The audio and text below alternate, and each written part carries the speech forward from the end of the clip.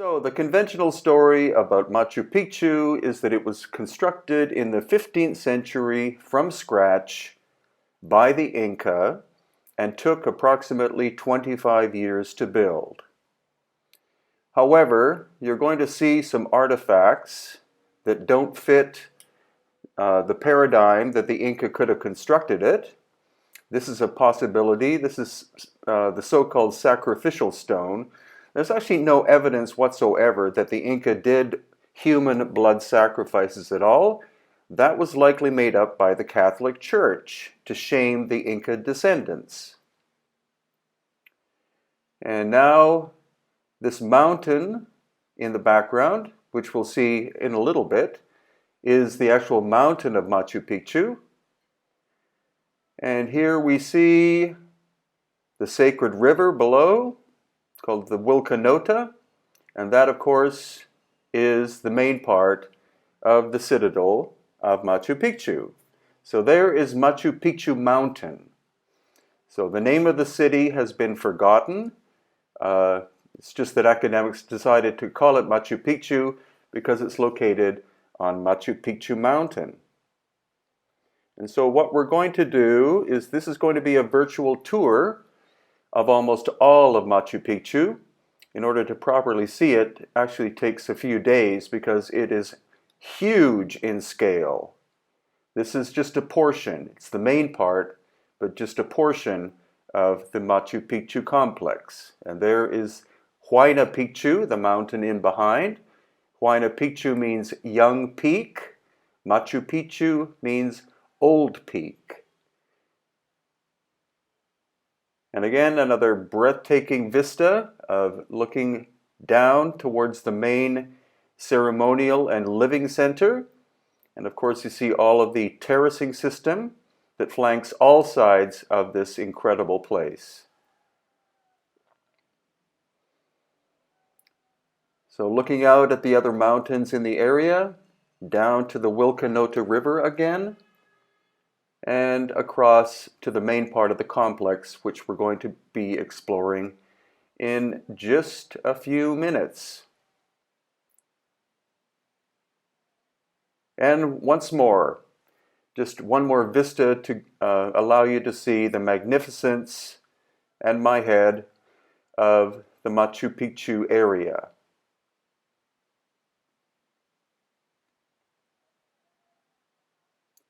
It's actually highly likely, or most probable, that the Inca discovered Machu Picchu, and then they were so blown away by the mastery craftsmanship of the core area that they decided to make it a major center.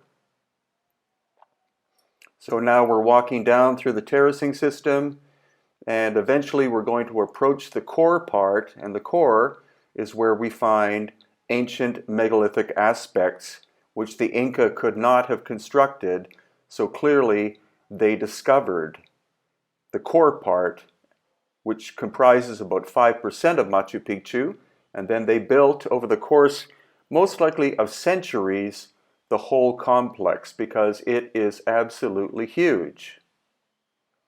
So here we are walking down the main ceremonial road that actually leads to Cusco, if we go backwards. And this is one of two major ways in ancient times to get into Machu Picchu. The other one is on the backside of Machu Picchu Mountain and would lead you to the last Inca city called Vilcabamba or Wilcabamba.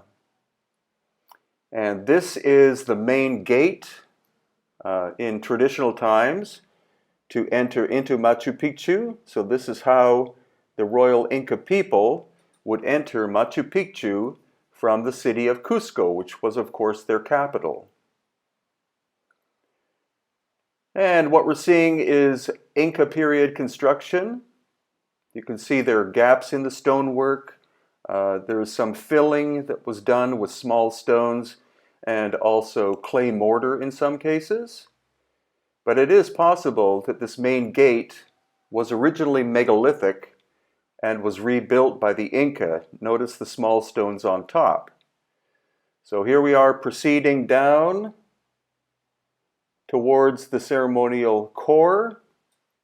And again, here we're looking at basic Inca construction.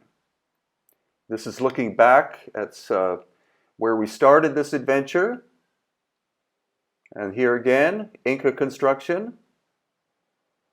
Relatively rough, various sizes of stones put together.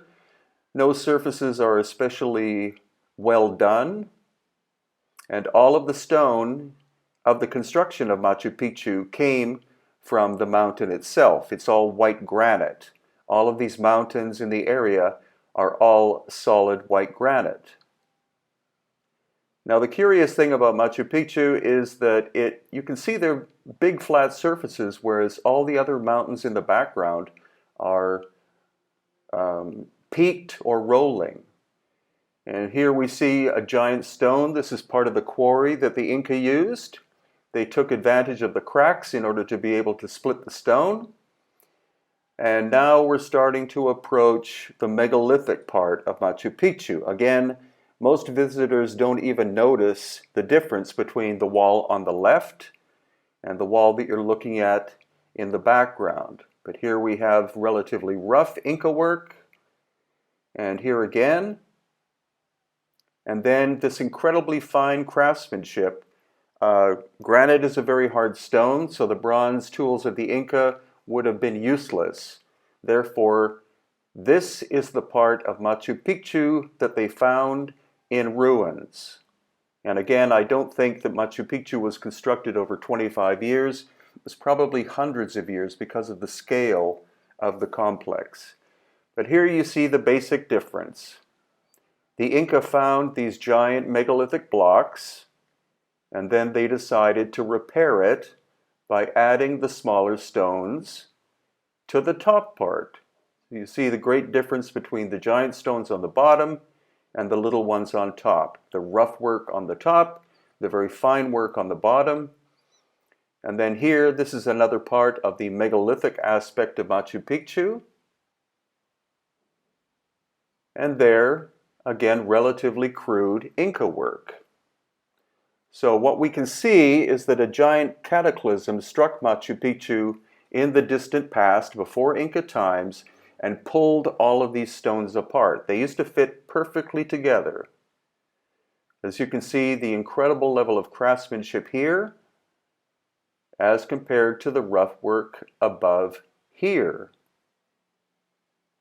And now this is the inside of this interesting three-sided structure. It never appears to have had a fourth side. And here we see the cataclysmic damage. The right wall has sunken down by about 2 feet. That would require a huge earthquake. And now look at this very complex stone on the bottom. Look at the number of corners and the number of angles. I believe this stone on the bottom has approximately 22 angles, and the other stones three-dimensionally interlock with it. That is an incredible achievement.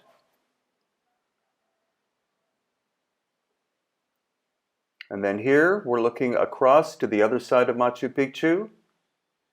This is mainly Inca work, but here we see the megalithic work that was repaired. And again, the wall that was pulled apart by a giant cataclysmic earthquake. And this mountain was shaped by the Inca, or this rock was shaped by the Inca to reflect the mountains in the background, which is quite curious. Reason unknown.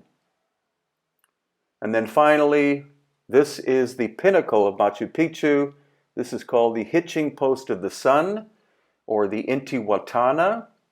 And it was used as a calendar by the Inca people, not simply for the solstices and the equinoxes, but it was likely used every day of the year as a way to check time and also compare time or days of the year with crop production in the local area and beyond.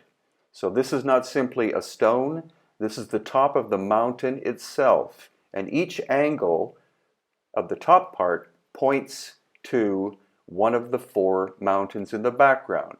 As in here, That angle is pointing to Machu Picchu Mountain. And so, our final look at the Intiwatana